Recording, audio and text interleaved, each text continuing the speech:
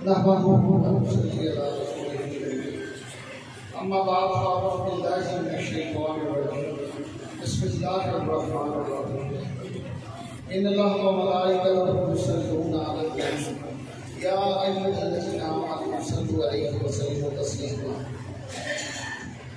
الصلاة والسلام عليك يا رسول الله وعلى آلك وصحابك يا سيدي يا حبيب الله. کرم کی بھیک ملے تو حیات بنتی ہے، کرم حیات بنتی ہے، سرکار آپ نوازیں تو بات بنتی ہے، سرکار کے روح انور کا صدقہ یہ دل چمکتا ہے، پھر انہی کی زلفوں کے سائے سے رات بنتی ہے، سرکار آپ نوازیں تو بات بنتی ہے. وہ اذن ثنا کا تو لفظ ملتے ہیں، وہ اذن ثنا کا تو لفظ ملتے ہیں، پھر ساتھ ان کی مرضی ہو تو نعت بنتی ہے. جسے وسیلہ بنایا تمام نبیوں نے، جسے وسیلہ بنایا تمام نبیوں نے، انہیں وسیلہ بناؤ تو بات بنتی ہے، سرکار آپ نوازیں تو بات بنتی ہے. حضرات، اللہ تعالیٰ کی طرف سے ہمارے پیارے نبی امین صلی اللہ علیہ وسلم پر بے حد بے انتہا درود و سلام. اتنا جتنا ان کا علم ہے، ہر لمحے اتنا جتنی ان کی بادشاہی ہے، اتنا بارگاہ رسالت مآب صلی اللہ علیہ وسلم میں اور روح سرکار دو عالم صلی اللہ علیہ وسلم پر اور ان کی آل اولاد اہل بیت پر اور ان کے اصحاب پر اور ان کے چاہنے والوں پر بے انتہا رحمتیں ہیں، ان سے محبت کرنے والوں پہ بے انتہا رحمتیں اور کرم نوازیں. حضرات، پچھلی نشست میں بات چل رہی تھی شفاعت مصطفیٰ صلی اللہ علیہ وسلم. یہ اسی سلسلے کی دوسری نشست ہے. پہلی نشست میں ہم نے بات کی تھی شفاعت مصطفیٰ صلی اللہ علیہ وسلم کی، جس میں زیادہ بات ہوئی تھی شفاعت کبریٰ کی. اس نشست میں ہم شفاعت کبریٰ کو مختصر بیان کرتے ہوئے شفاعت صغریٰ کی طرف چلیں گے. حضرات، حضور نبی اللہ دین کے دو جزو ہیں، دین کے دو جزو ہیں، ایک عقیدہ اور دوسرا اعمال. حضرات، عقیدہ یہ ہے کہ جب آپ ایمان کے ساتھ کلمہ پڑھتے ہیں لا الہ الا اللہ محمد رسول اللہ، جب آپ پڑھتے ہیں ایمان کے ساتھ تو یہ عقیدہ ہے صدق دل سے. اور جب آپ نماز روزہ ایمان لانے کے بعد جب نماز روزہ حج زکوٰۃ عبادات کرتے ہیں وہ آپ کے اعمال ہیں. عقیدہ پہلے ہے، صدق دل سے کلمہ پڑھنا اور اس پہ ایمان لانا، یہ پہلے ہے، اعمال بعد میں. عقیدہ بنیاد ہے اور اعمال اس پہ کھڑی عمارت ہے. اگر بنیاد ہی ٹھیک نہیں، اگر بنیاد ہی ٹھیک نہیں تو آپ کے اعمال کی عمارت اس پہ کیسے کھڑی رہ سکتی ہے؟ بنیاد اگر گھر کی صحیح نہ بنے تو کیا عمارت اس پہ کھڑی ہوگی؟ نہیں ہو سکتی، گر جائے گی. تو حضرات، آپ کا جو عقیدہ ہے اگر وہ صحیح نہیں ہے، صاف ستھرا نہیں ہے، تو آپ کا ایمان ہی مکمل نہیں ہوتا. آپ کے اعمال پھر کیسے قبول ہوں اگر عقیدہ میں درستگی نہیں ہے؟ تو عقیدے کی درستگی بہت ضروری ہے.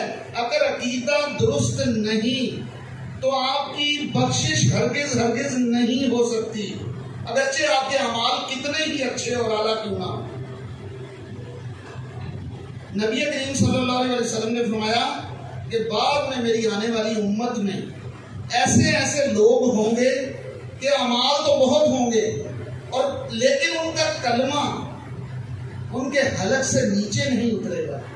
وہ لا الہ الا اللہ محمد رسول اللہ صلی اللہ علیہ وسلم پڑھیں گے لیکن ان کے حلق سے نیچے نہیں اترے گا، اور اسی وجہ سے ان کے اعمال بھی قبول نہیں ہوں گے۔ اللہ معاف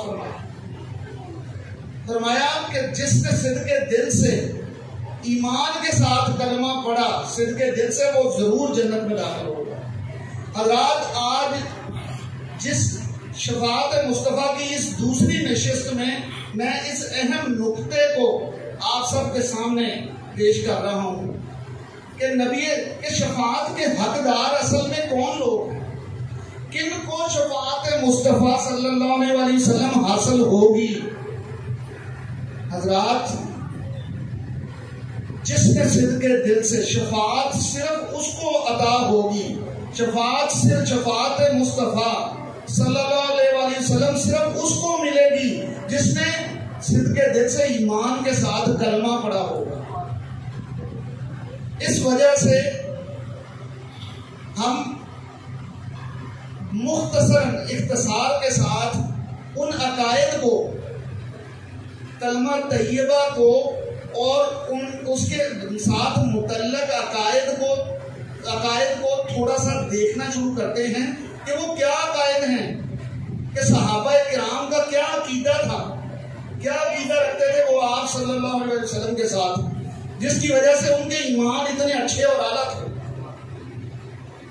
حضرات، اگر عقیدہ درست ہو جائے تو ایمان بھی اچھا اور اعلیٰ ہو جاتا ہے، اگر عقیدہ درست نہ ہو تو ایمان کمزور سے کمزور اور حتیٰ کہ انسان گمراہی میں جا پڑتا ہے۔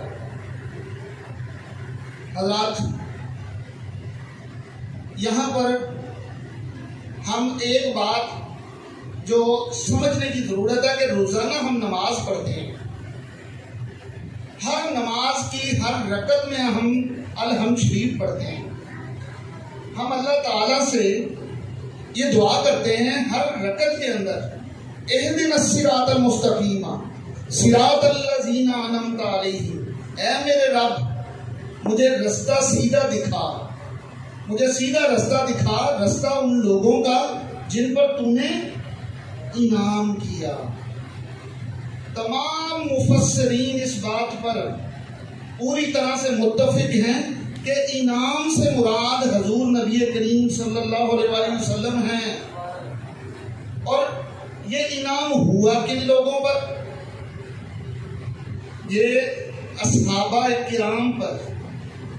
حضور نبی کریم صلی اللہ علیہ وسلم صراط مستقیم پر چلنے والے لوگ کون ہیں؟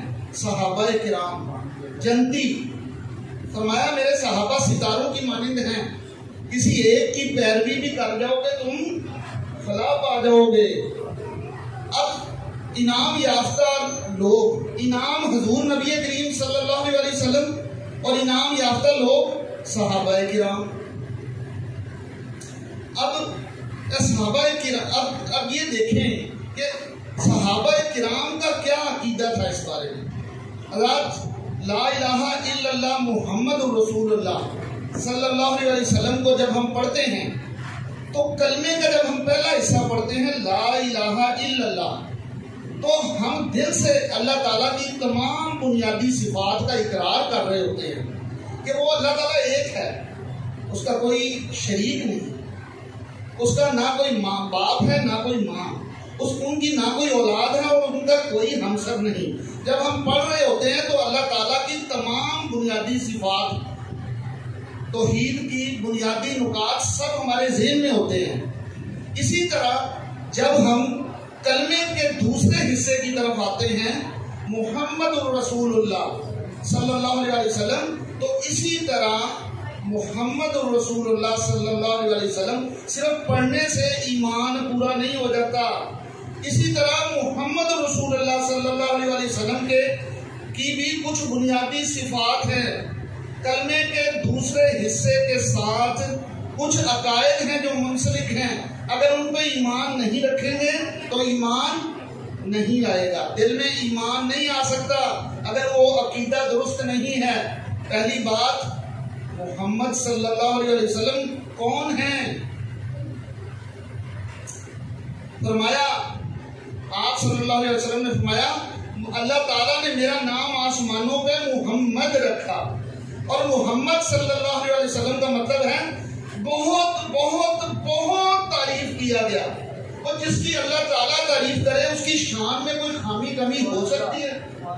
حضرات ہو ہی نہیں سکتی۔ اب اگر ان کی شان میں کوئی خامی اور کمی ڈھونڈے تو اس کا ایمان مکمل رہ گیا؟ حضرات کبھی بھی نہیں ہو سکتا کہ اس کا ایمان مکمل رہ جائے۔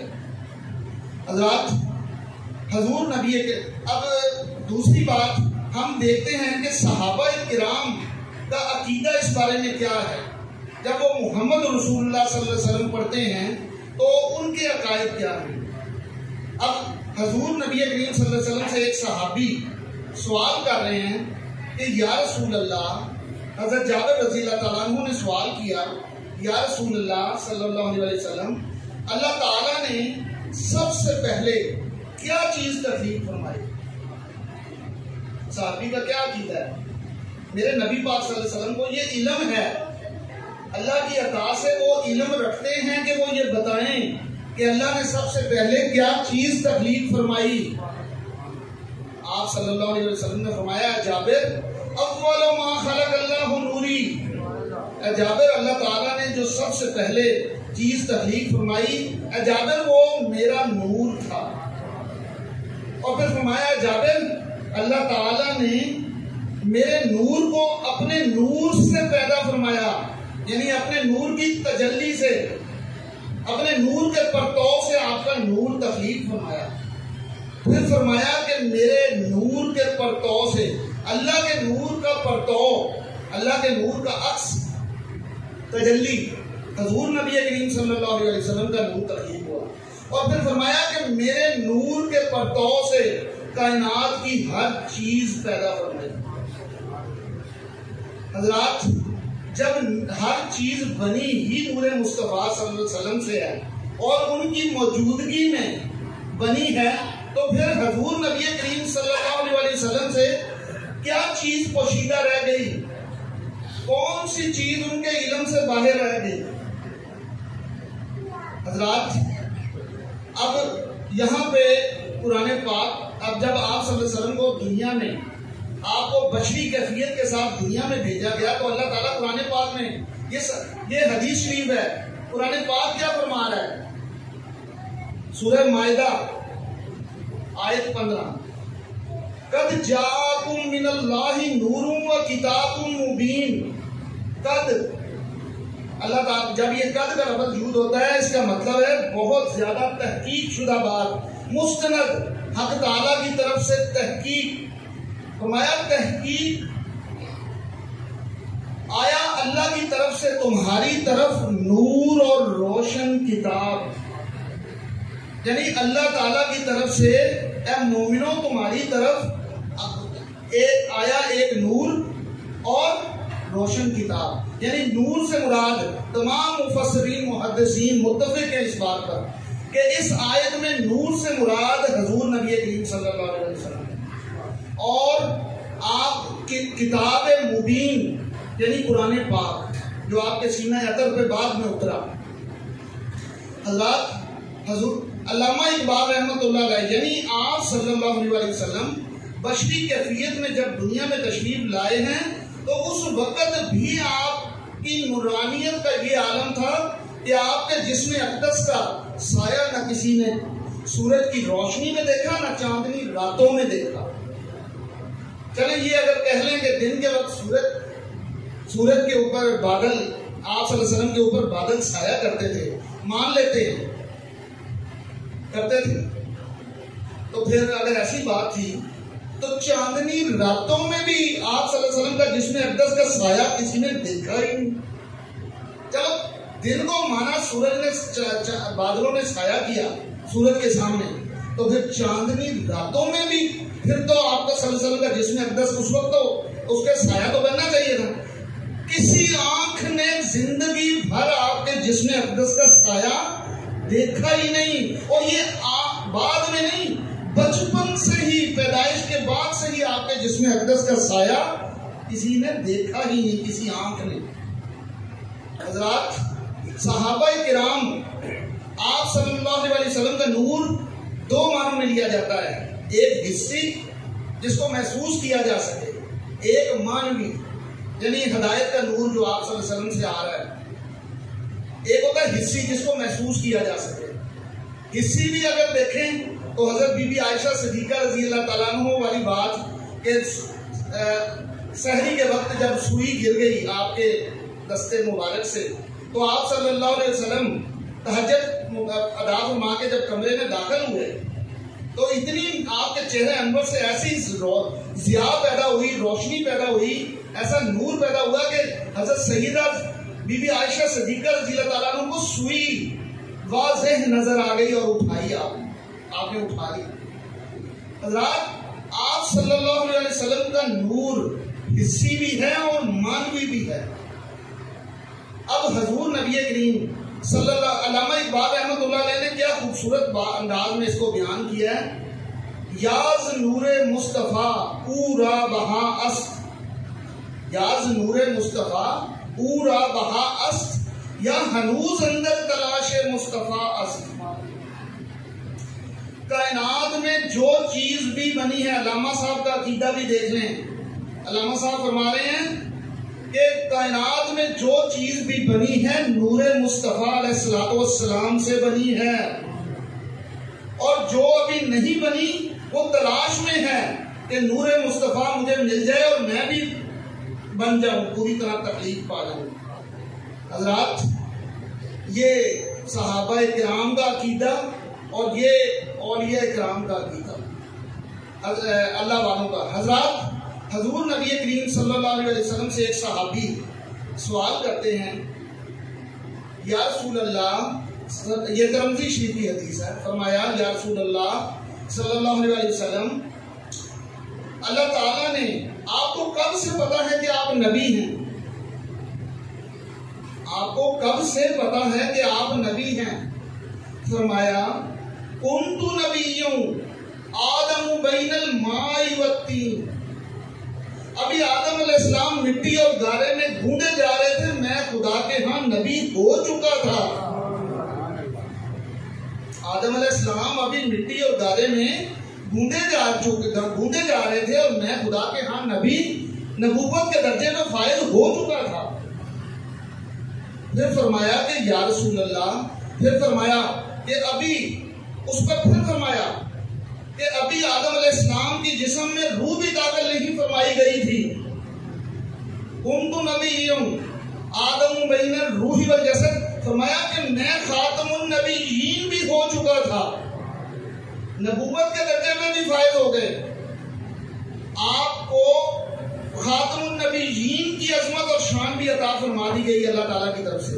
اور فرمایا کہ ابھی آدم علیہ السلام کے جسم میں روح داخل بھی نہیں ہوئی. یعنی آپ کو نور کی شکل میں اللہ تعالیٰ کے ہاں نبوت بھی عطا ہو گئی اور خاتم النبیین کا درجہ بھی عطا فرما دیا گیا. اب حضور نبی کریم صلی اللہ علیہ وسلم کو آپ صلی اللہ علیہ وسلم صحابی کو بتا رہے ہیں، فرما رہے ہیں میں اس وقت نبی ہو چکا تھا. یعنی آپ صلی اللہ علیہ وسلم پوری طرح سے باخبر اور آگاہ تھے اس بات سے، اس امر سے پوری طرح آگاہ تھے. فرما رہے ہیں میں جانتا ہوں اے میرے صحابی، میں اس وقت خدا کے ہاں نبی ہو چکا تھا، میں خاتم النبیین ہو چکا تھا. حضرات، جو نبی یہ جانتا ہے، حضرات یہ کیسے ہو سکتا ہے؟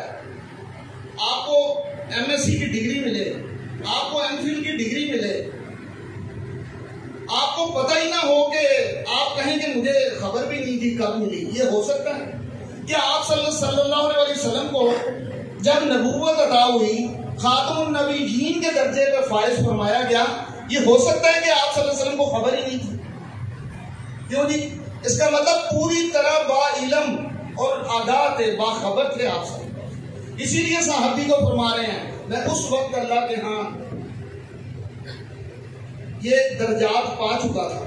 حضرات، حضور نبی کریم صلی اللہ علیہ وسلم کے امتی ہونے کا شرف، اس سے بڑا کیا شرف ہے ہمارے لیے کہ ہم آپ صلی اللہ علیہ وسلم کے امتی ہیں. ایسی ہستی کے امتی ہیں جو سردار الانبیاء ہیں، خاتم الانبیاء ہیں. حضرات، حضور نبی کریم صلی اللہ علیہ وسلم فرما رہے ہیں کہ اگر ہم اس بات کو اس طرح لیں کہ عیسیٰ علیہ السلام، حضور نبی کریم صلی اللہ علیہ وسلم اگر کہ علم کی بات تو کیا بات، ہم حضرت عیسیٰ علیہ السلام کی طرف دیکھتے ہیں سورہ مریم میں. عیسیٰ علیہ السلام جو نبی کریم صلی اللہ علیہ وسلم کے امتی ہوں گے، آپ صلی اللہ علیہ وسلم کے امتی ہونے کا شرف حاصل ہے حضرت عیسیٰ علیہ السلام کو. 8 پیر کا بچہ ہے، لوگوں کو کہہ رہا ہے لوگوں میری ماں پہ الزام نہ لگاؤ، میری ماں پاک دامن ہے. اے لوگوں میں اللہ کا نبی ہوں، مجھ پہ کتاب اترے گی. اے لوگوں مٹی کا پرندہ لے کر آؤ، میں پھونک مار کے اڑا دوں گا. اے لوگوں میں مادرزاد اندھے کو ٹھیک کر دوں گا، میں کوڑی کو ٹھیک کر دوں گا، میں اللہ کے حکم سے مردے کو زندہ کر دوں گا. اور اے لوگوں تم جو گھروں میں چھپا کے آئے ہو میں وہ بھی جانتا ہوں. اے لوگوں تم جو گھروں میں جمع کر کے رکھتے ہو میں وہ بھی جانتا ہوں. حضرات، عیسیٰ علیہ السلام 8 پیر کا بچہ پنگوڑے سے یہ بات کر رہا ہے، اور یہ گمان کرنا کہ سردار الانبیاء کو 40 سال کی عمر تک یہ پتہ ہی نہیں تھا کہ میں نبی، مجھے نبوت ملنے والی ہے.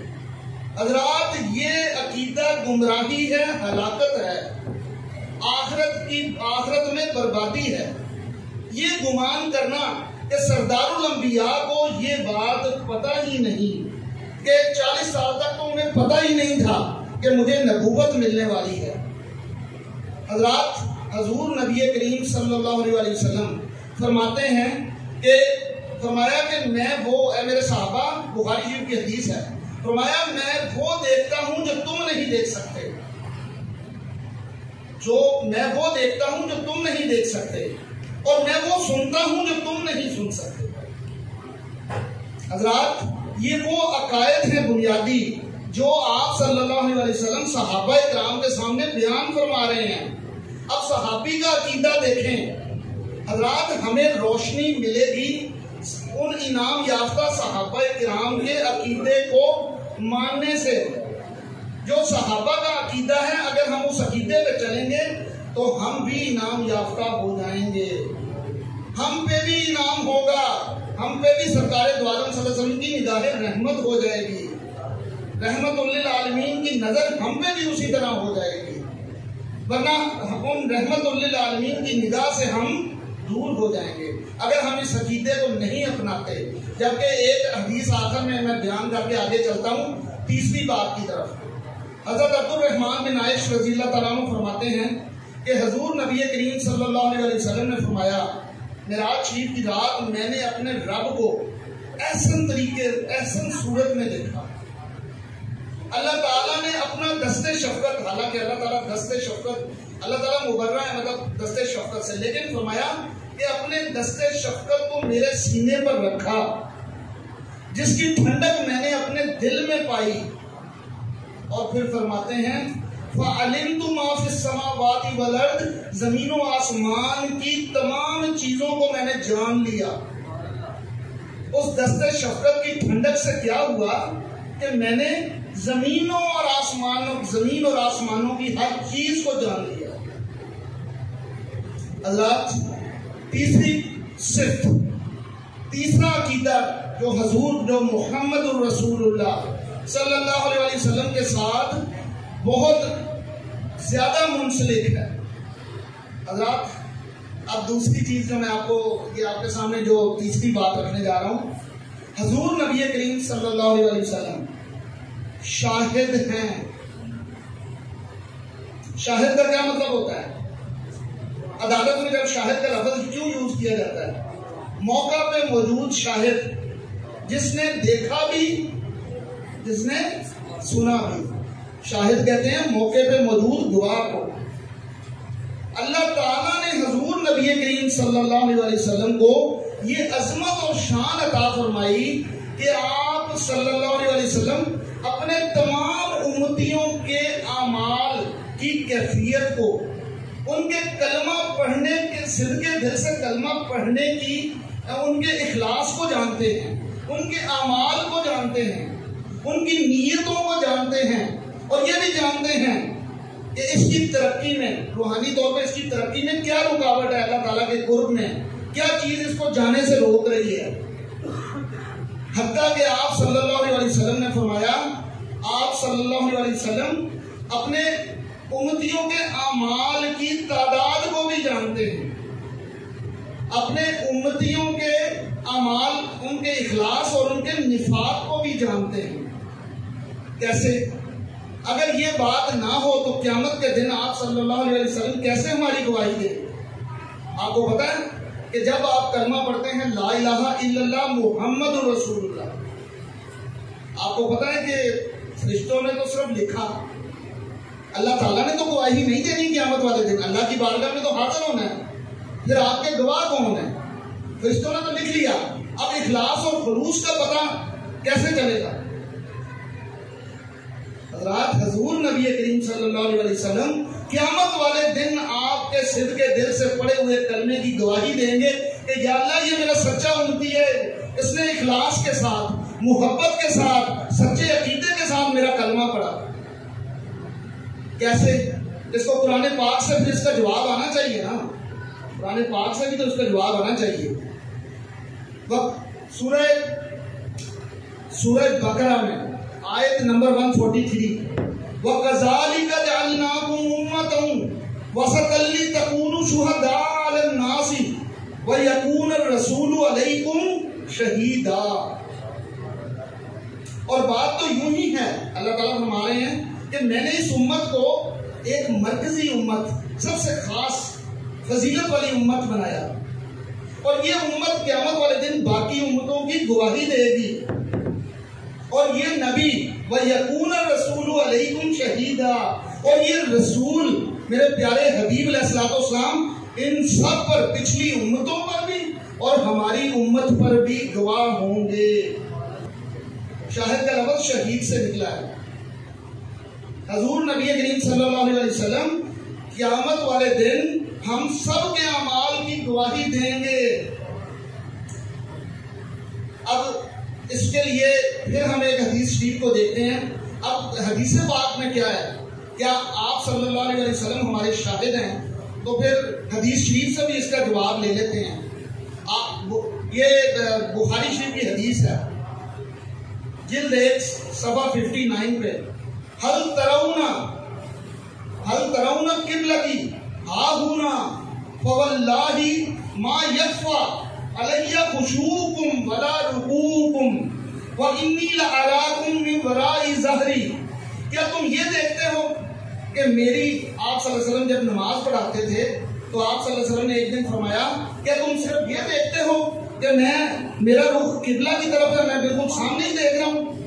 فرمایا فواللہ، اللہ کی قسم، اللہ کی قسم، تمہارا خشوع، نہ تمہارا رکوع مجھ سے چھپا ہوا نہیں ہے، تمہارا رکوع بھی اور تمہارا خشوع بھی مجھ سے چھپا ہوا نہیں ہے، اور میں تمہیں سر کی ان 2 آنکھوں سے اپنی پشت کے پیچھے بھی اسی طرح دیکھتا ہوں۔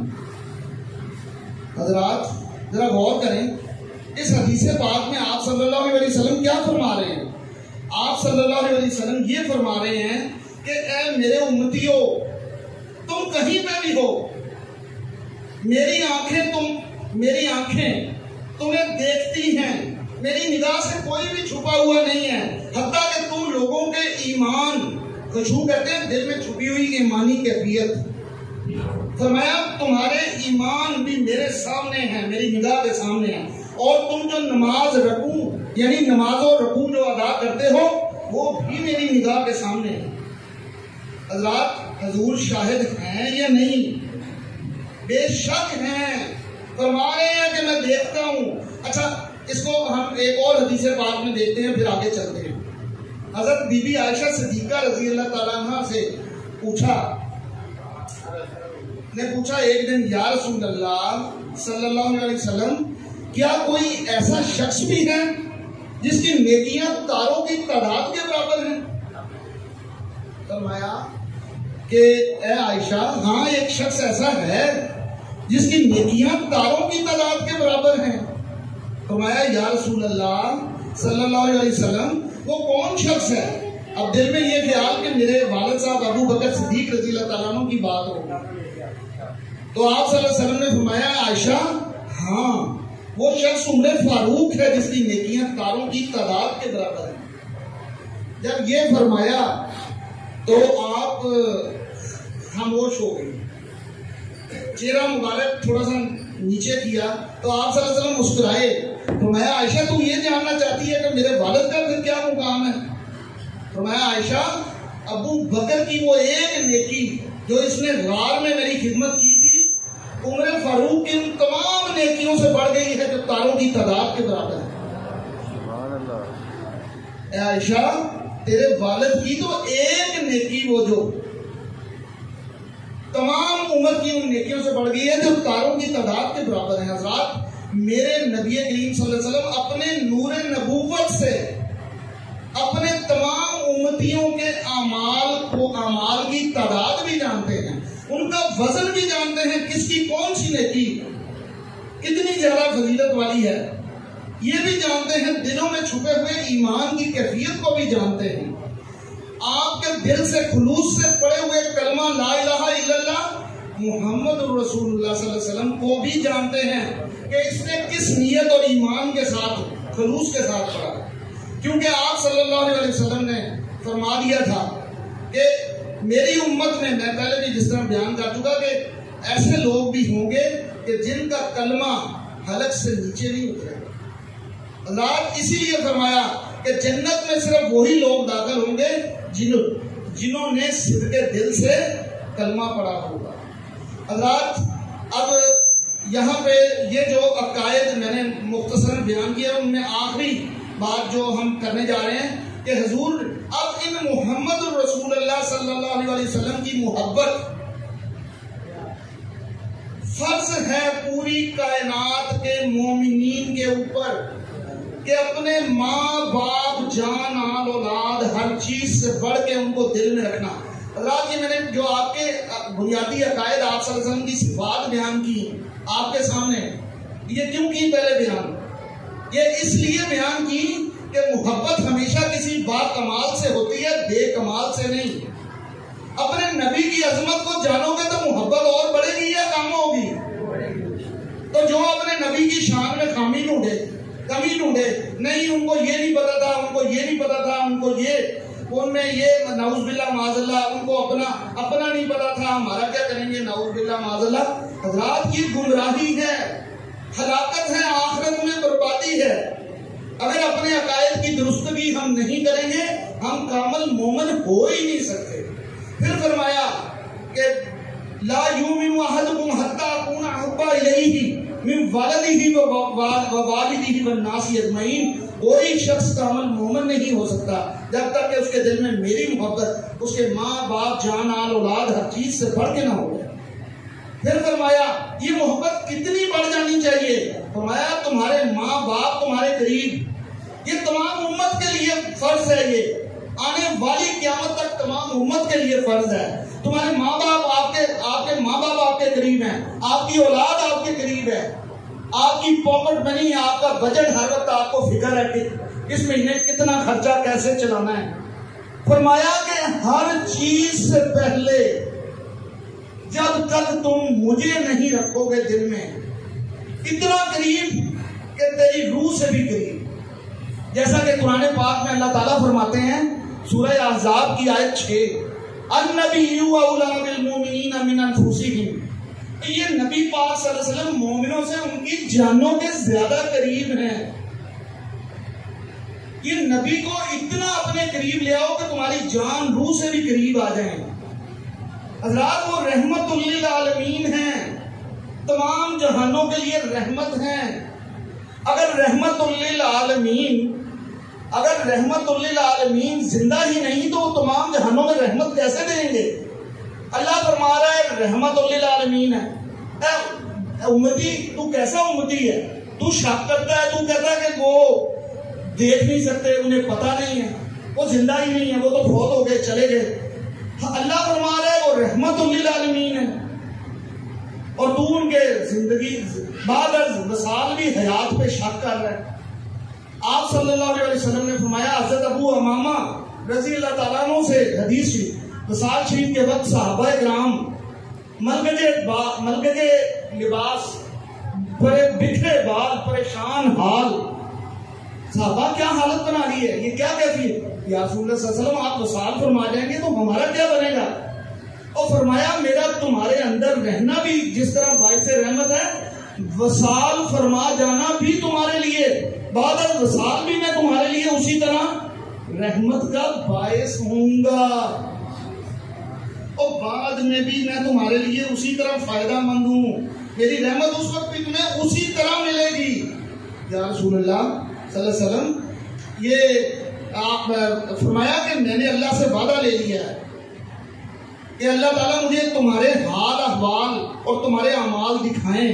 اللہ تعالیٰ مجھے صبح اور شام تمہارے اعمال میری بارگاہ میں پیش کیے جائیں گے، اور میں تمہارے اچھے عمل دیکھوں گا تو میں خوش ہوں گا، شکر ادا کروں گا، شکرانہ ادا کروں گا. اور جب تمہارے برے عمل دیکھوں گا تو تمہارے لیے اللہ کی بارگاہ میں استغفار کروں گا، اللہ سے تمہارے لیے توبہ مانگوں گا. ایسا کریم نبی، ایسا مہربان نبی، اور صدقے والی نہ جائے تو کیا کریں؟ اور دل جان روح ہر چیز قربان ہے نبی کی ذات پر، ایسی ہستی پر کہ جو اتنے مہربان، اتنے کریم.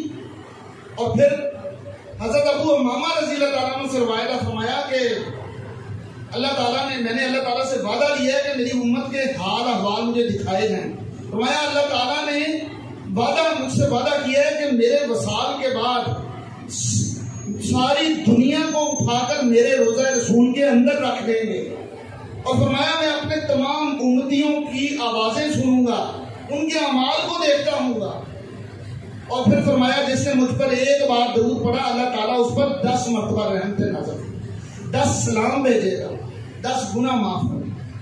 حضرات یہ وہ عقائد ہیں جو صحابہ کرام کے عقائد ہیں.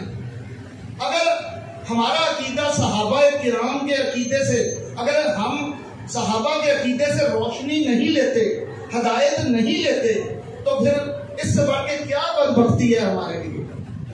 حضرات صرف یہ بات کہہ کے چھوڑ دینا کہ نہیں اس حدیث میں شک ہے، اس میں شک ہے، فلاں میں شک ہے، اس طرح تو کبھی بھی کوئی ہدایت کی بات سمجھنا ہی نہیں چاہے گا. شیطان تو کبھی نہیں چاہتا کہ کوئی حق سچ بات پر پہنچ جائے. شیطان تو مسلسل گمراہی پھیلانے میں لگا ہوا ہے. ہر طرف ہر بات، سچوں کی باتوں کو بھی وہ آپ کے سامنے شک میں، آپ کو سچوں کی بات سننے پر بھی آپ کو شک میں مبتلا کر دے گا. کہے گا یہ پتہ نہیں اس نے کہاں سے بات کر دی، کیا ہے، یہ ہے، وہ ہے. حضرات جو سچ اور حق ہے وہ سچ اور حق ہے. حضرات اللہ تعالیٰ جب کسی کا کرم کرنے فرمانے پہ آتا ہے، جب کسی پہ مہربانی فرمانے پہ آتا ہے تو اللہ تعالیٰ اس کو دین کی سمجھ اور فہم عطا فرماتا ہے. حضرات اللہ تعالیٰ ہم سب کو دین کی سمجھ اور فہم عطا فرمائے. حضرات یہ وہ عقائد ہیں جو میں نے آپ کے سامنے پیش کیے، جو صحابہ کرام کے عقائد ہیں. اللہ ہمیں صحابہ کرام کے عقائد سے روشنی اور ہدایت لینے کی توفیق عطا فرمائے. اور یہی وجہ ہے کہ فرمایا کہ لوگوں کے ایمان ایک جیسے نہیں ہیں. جس کے دل میں میری محبت جتنی زیادہ ہوگی اس کا ایمان اتنا ہی اچھا اور اعلیٰ ہوگا. حضرات یہ ہے ساری بات. اور آخر میں جو یہ سب کچھ میری آپ کے سامنے یہ بنیادی عقائد جو ایمان آپ کے ایمان کو بناتے ہیں. یہ جو عقائد میں نے آپ کے سامنے بیان کیے ہیں، یہ سارے بیان کرنے کا مقصد کیا تھا؟ مقصد یہ تھا کہ ان سارے عقائد کو دل میں رکھتے ہوئے جب آپ کلمہ پڑھتے ہیں لا الہ الا اللہ محمد رسول اللہ، تب آپ کا ایمان مکمل ہو جاتا ہے. اور پھر اس کے بعد یہ عقیدہ رکھنا کہ اب میرے نبی کریم صلی اللہ علیہ وسلم کی شفاعت مجھے چاہیے، مجھے شفاعت ملے گی تو میں جنت میں جاؤں گا، کیونکہ قیامت والے دن کوئی اپنے اعمال کی بنیاد پر جنت میں نہیں جا سکے گا، ہرگز نہیں جا سکے گا. اگر کوئی جس طرح فی زمانہ یہ بد عقیدگی ہر طرف پھیلی ہوئی ہے کہ اعمال سے جنت ملے گی، حضرات باخدا اللہ تعالیٰ معاف فرمائے، میں صرف اتنا کہتا ہوں کہ حضور نبی کریم صلی اللہ علیہ وسلم نے فرمایا لوگ جنت میں اعمال کی بنیاد پر نہیں بلکہ اللہ کے رحمت اور فضل سے اور میری شفاعت سے جنت میں جائیں. حضرات پچھلی نشست میں بھی یہی بات ہوئی تھی کہ اعمال جنت میں جا کر آپ کو فائدہ دیں گے. جب آپ جنت میں داخل ہو جائیں گے تو پھر یہ اعمال آپ کو اس کی بنیاد پر آپ کی جنت میں درجات بندی ہوگی.